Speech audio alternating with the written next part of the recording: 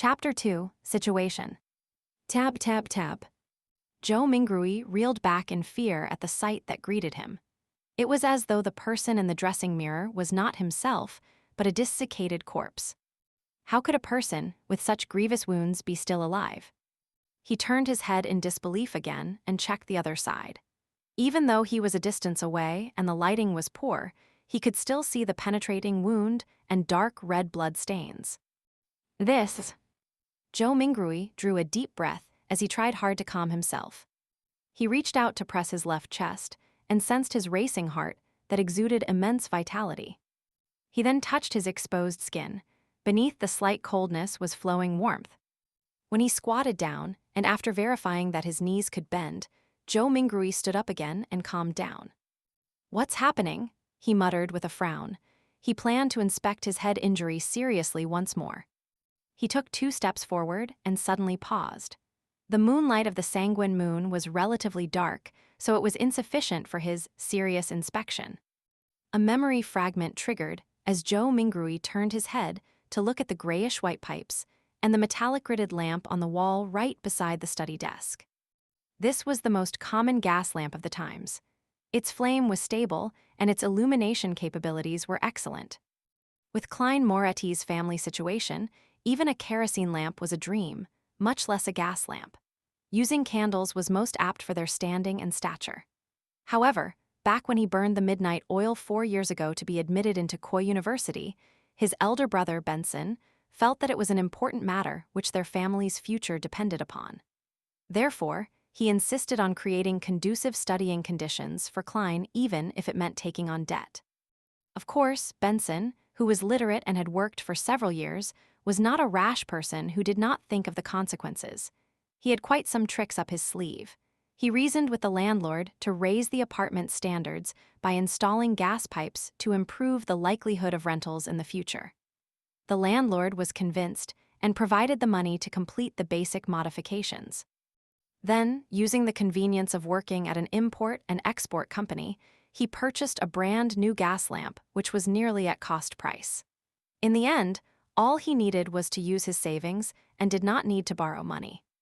After the memory fragment flashed past his mind, Zhou Mingrui came to the desk where he turned the pipe's valve and began twisting the gas lamp's switch. With a sputtering sound, a spark sounded from friction. Light did not descend upon Zhou Mingrui as he had expected. He twisted the switch a few more times, but all the gas lamp did was sputter and remain dark. Retracting his hand and pressing on his left temple, Zhou Mingrui sought for the reason by rummaging through his memory fragments. A few seconds later, he turned around and walked toward the door. He arrived at the machine installation, which was similarly inset into the wall and had grayish-white pipes connected to it. This was a gas meter. After seeing the exposed gears and bearings, Zhou Mingrui took out a coin from his trousers pocket. It was dark yellow in color and had a bronze shimmer to it. The front of the coin was engraved with a portrait of a crown-wearing man, and there was a 1 on a clump of wheat on the back. Zhou Mingrui knew that this was the most basic currency of the Lone Kingdom. It was called a copper penny. 1 penny's purchasing power was roughly 3 to 4 yuan before his transmigration. Such coins had other denominations such as the 5 pence, a half-pence, and a quarter-pence. Despite the 3 types, the denominations were not in small enough units. In everyday life, one had to buy several different things just to spend a single coin from time to time. After flipping the coin, which was only minted and circulated after King George III ascended to the throne, a few times, Zhou Mingrui inserted it into the gas meter's thin vertical mouth. Clink clang. After the penny fell to the bottom of the meter, the sound of grinding gears sounded immediately, producing a short but melodious mechanical rhythm. Zhou Mingrui stared at the meter for a few seconds before returning to the burly wood desk. He then reached out to twist the gas lamp's switch. After some sputtering, there was a sharp sound. A fire plume ignited and rapidly grew. Bright light first occupied the internals of the wall lamp before penetrating the transparent glass, blanketing the room with a warm glow. The darkness quickly receded as the crimson retreated out the window. Zhou Mingrui felt at ease for a baffling reason as he quickly came in front of the dressing mirror. This time, he seriously inspected his temple and did not miss a single detail. After a few rounds of inspection, he realized that apart from the original blood stain, liquid was no longer flowing out of the grotesque wound. It appeared like it had received the best hemostasis and bandaging. As for the slowly squirming grayish-white brain and the discernible growth of flesh and blood around the wound, it meant that the wound might take 30 to 40 minutes, or maybe even 2 to 3 hours before it would only leave a light scar. The restorative effects that transmigration brings. Zhou Mingrui curled up the right corner of his mouth as he muttered silently. Following that, he let out a long sigh. Regardless, he was still alive. After settling his mind, he pulled open a drawer and took out a tiny piece of soap. He took one of the old and tattered towels hanging by the side of the cupboard and opened the door. He then walked to the public bathroom, which was shared by the tenants on the second floor. Yes, I should clean up the blood stains on my head, or I'll keep looking like a crime scene. It's fine scaring myself, but if I were to scare my sister, Melissa, when she gets up early in the morning tomorrow, it would be quite problematic. The corridor outside was pitch black. Silhouettes were barely accentuated by the crimson moonlight from the window at the end of the corridor. They looked like a pair of monster eyes that silently observed the living late into the night.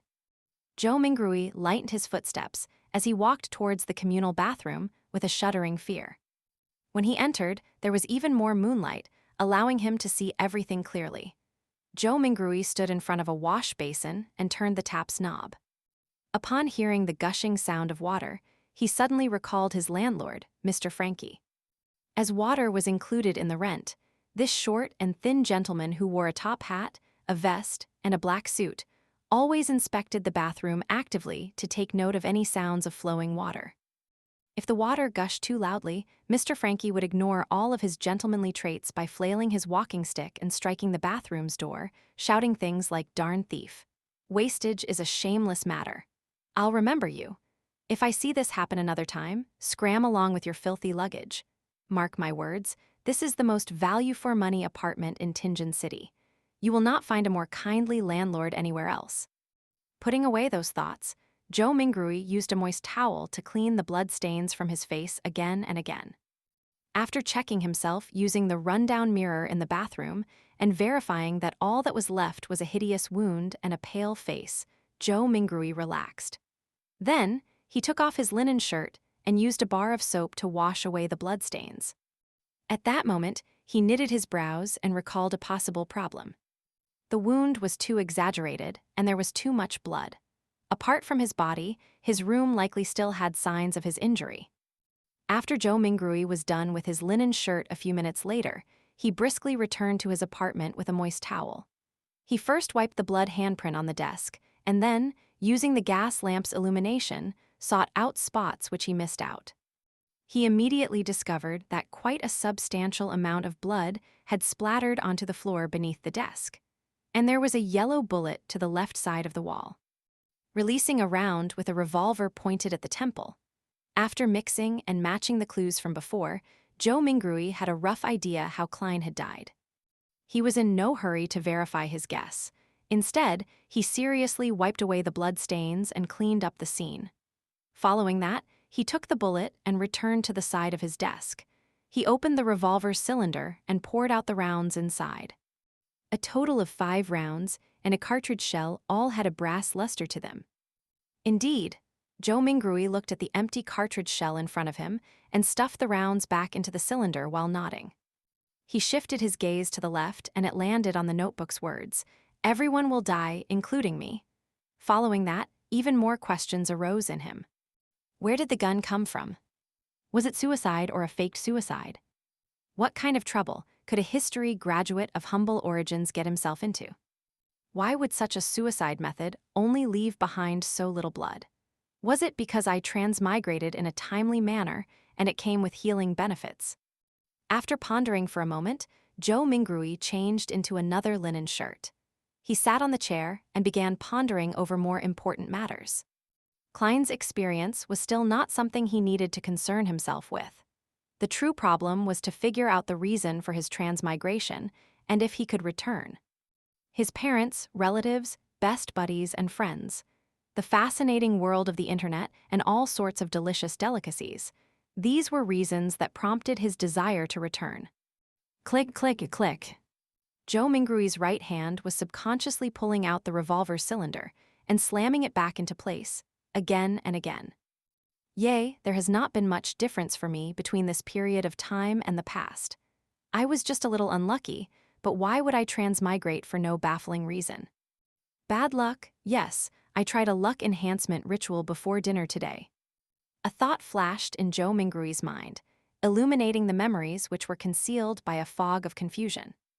As a qualified keyboard politician, keyboard historian, keyboard economist, keyboard biologist, and keyboard folklorist, he had always deemed himself as knowing something of everything.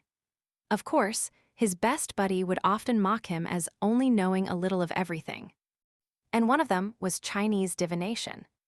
When he visited his hometown last year, he had discovered a thread-bound book titled Quintessential Divination and Arcane Arts of the Qin and Han Dynasty at an old bookstore.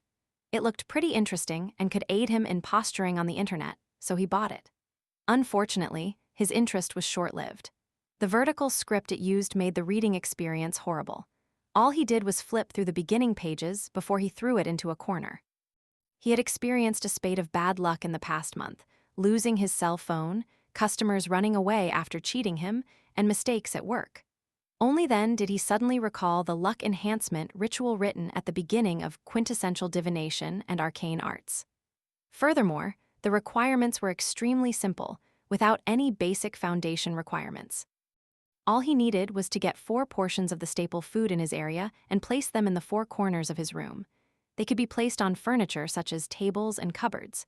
Then, standing in the middle of the room, he had to take 4 steps in a counterclockwise fashion to make a square. The first step required him to sincerely chant the immortal Lord of Heaven and Earth for blessings. The second step was to silently chant the Sky Lord of Heaven and Earth for blessings.